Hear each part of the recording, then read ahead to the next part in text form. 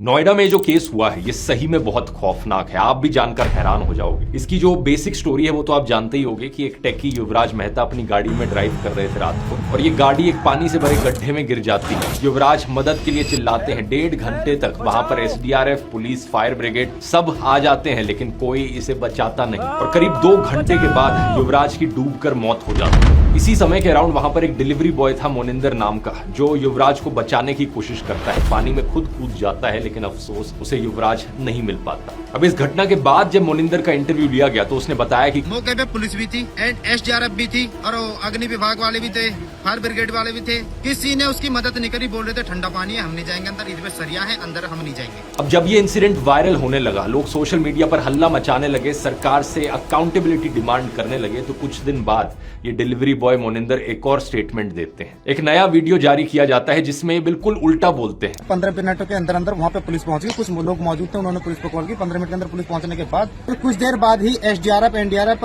Fire brigade सब ही समय पर पहुंच चुके थे। उन्होंने पूरी मशक्कत के बाद लगभग कुछ समय बाद ही उसे बहुत जल्दी रेस्क्यू कर लिया था लड़के को। अब आप सोचोगे आखिर सच क्या है। मोनिंदर से जब एक और बार फिर पूछा गया तो उसने फाइनली हिम्मत जुटाकर हिंदुस्तान टाइम्स को सारा सच बता दिया। उसने बताया कि कैसे पुलिस ने उसे थाने बुलाया है, एक स्क्रिप्ट दी और जबरदस्ती पुलिस के फेवर में वीडियो रिकॉर्ड उससे करवाया गया। पुलिस ने उसे 4.5 घंटे तक पार्क में बिठा कर रखा था और धमकाते हुए कहा था 5-10 दिन के लिए गायब हो जा, केस तो 2-3 दिन में मीडिया से हट ही जाएगा लेकिन तू तो यहीं रहता है। सोचकर देखो दोस्तों, सरकार एक तो कितनी निकम्मी है कि बेसिक फैसिलिटीज तक सिटीजंस को नहीं प्रोवाइड कर पा रही है और दूसरा जब सच सामने आता है तो गुंडों की तरह बिहेव करते हैं सच को दबाने के लिए। मैं आपको बता दूं, जिस सड़क पर युवराज ड्राइव कर रहे थे उस सड़क का डिजाइन देखो, ऐसे 90 डिग्री के एंगल पर कहीं किसी डेवलप्ड कंट्री में आपको कोई सड़क नहीं दिखेगी। पहले तो इतने घटिया तरीके से एक सड़क बनाई गई, दूसरा कोई बैरियर तक नहीं लगाया गया और तीसरा जब मदद की जरूरत थी ना तो वहां की एडमिनिस्ट्रेशन, पुलिस या फायर ब्रिगेड के पास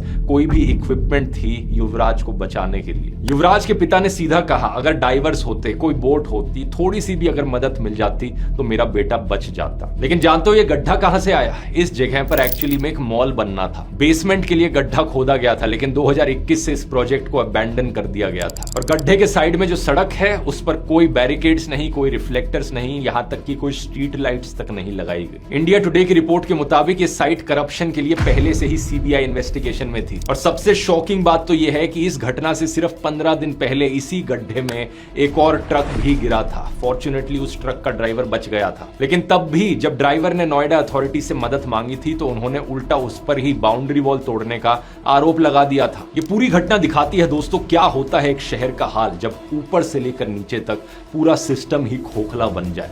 नोएडा में बीजेपी की ट्रिपल इंजन सरकार है, ऊपर से लेकर नीचे तक सब कुछ बीजेपी के कंट्रोल में है। यहां तक कि नोएडा की डीएम पता है कौन है? ज्ञानेश कुमार की बेटी।